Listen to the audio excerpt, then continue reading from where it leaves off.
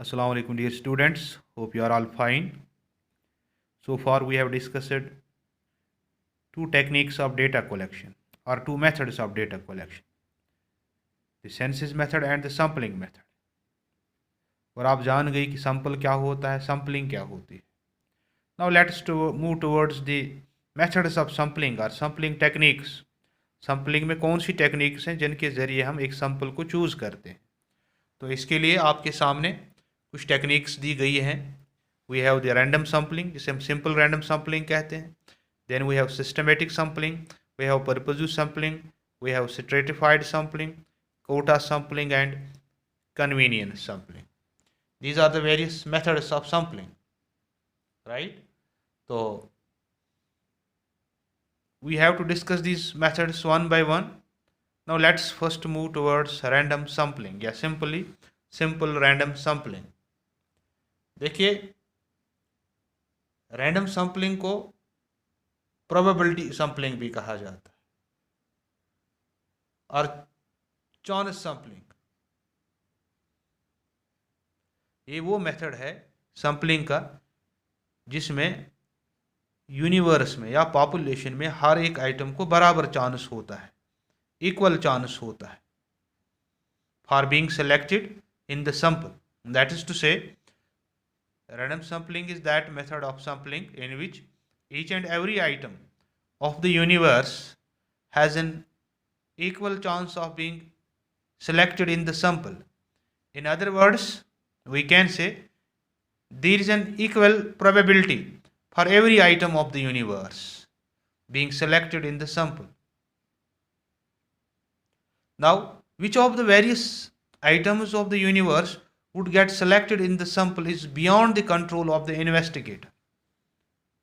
It's beyond the control of the investigator, right? Because the techniques are so that the invigilator's hand is not involved.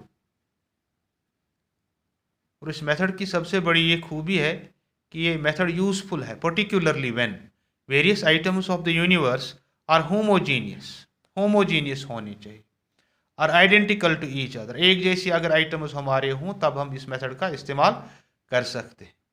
और इस method की खूबी एक impartial method है और economical है, ठीक.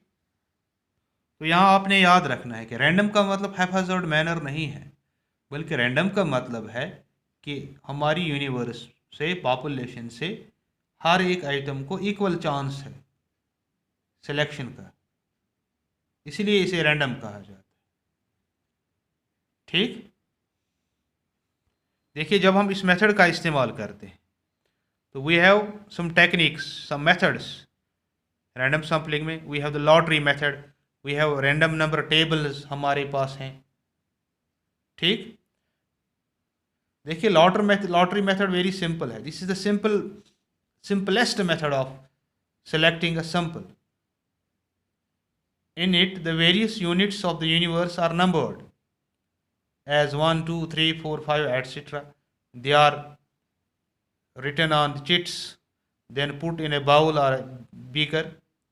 फिर इनको मिक्स किया जाता है, रोटेट किया जाता है और फिर इन मिक्सड नंबर्स में से हम जितने हमारे रिक्वायर्ड सैंपल्स हों वो स्लिप्स उठाते हैं, राइट. और वो स्लिप्स, वो नंबर्स जो स्लिप्स में दिए गए हों फॉर द सैंपल्स, राइट. तो they are drawn and these slips are drawn to form a sample of the universe. Lottery method आपको याद होगा, अक्सर हम खेला करते हैं कि हम असाइन करते हैं different numbers to different units. तो फिर जो नंबर हम उठाते हैं तो वो नंबर उस यूनिट को रिप्रेजेंट करता है पॉपुलेशन की, ठीक. और दूसरी टेक्निक है हमारी, ये लॉटरी मेथड बहुत ही पॉपुलर है, रैंडम नंबर टेबल्स हैं हमारे पास. देखिए, इन केस ऑफ पॉपुलेशन और universe is very large, there is the possibility of bias when the slips are not thoroughly mixed, ठीक. तो उस सूरत में हम रैंडम नंबर टेबल्स का इस्तेमाल करते हैं. Under it, a table of random digits is used, which is simply a table of digits which have been generated by random processes. और इनमें टिपिट्स रैंडम नंबर टेबल बहुत ही मशहूर है और वाइडली इस्तेमाल होता है। And the table uses some 41,600 figures, and Tippett has involved some 10,400 numbers comprising of 4 units each. For the use of this method, all the items of the universe are first arranged in an order. Then using the Tippett's table, the required number of items are selected as are needed for a sample. तो इसके अलावा हमारे पास Fisher and ये table भी है, MG Kindle and Babington Smith random sampling numbers हैं जिसमें 1,00,000 digits का इस्तेमाल होता है। और ये जो नंबर्स हैं have been put to all possible tests.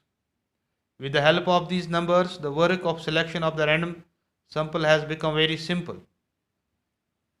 ठीक, चाहे कोई भी टेक्निक हो, लेकिन every item in the universe has an equal chance of being included in the sample. जैसे लॉटरी मेथड में हमने अगर 100 स्लिप्स लगाई हैं तो हमने एक उठानी है। जब मिक्सिंग होती है सेम कलर की, सेम शेप की, सेम साइज़ की, तो वहाँ हर एक आइटम को इक्वल चांस होता है सैंपल में इंक्लूड होने का। ठीक है ना। देखिए, चलिए अब हम मेरिट्स की तरफ आते हैं। ये जो सिंपल रैंडम सैम्पलिंग मेथड है, इसके बारे में कहा जाता है कि ये मेथड इज़ फ्री है from personal bias of the investigator. Right, there is no personal बायस।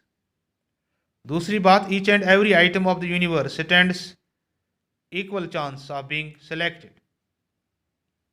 ठीक, तो इसी तरह से जो यूनिवर्स है, population, it gets fairly represented by the sample. और एक खूबी है इस मेथड की, ये सिंपल मेथड है, स्ट्रेट फॉरवर्ड मेथड है। ठीक, and it's economical as it ensures the representativeness of the universe. ठीक, लेकिन it still possesses some demerits which are as, देखिए, this method does not guarantee proportionate representation of different items in the universe. proportionate representation नहीं दे सकता है क्योंकि in case the size of the sample is small and there is great variation in the characteristics of the universe, sample will not be sure or true representative of the universe. Right. दूसरी बात यह है कि ये equal weightage नहीं देती है certain important items को.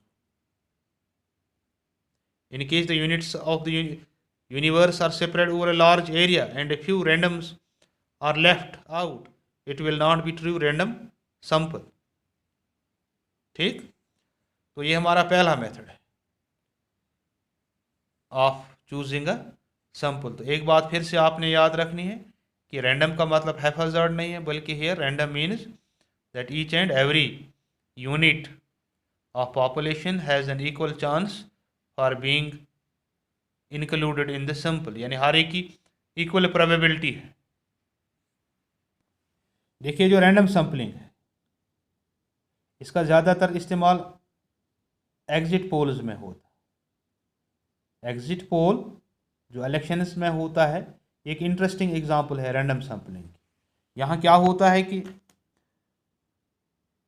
जब एक स्मॉल परसेंटेज हम लोगों की लेते हैं from the existing poll booths are right, यानी it means a small percentage of the people existing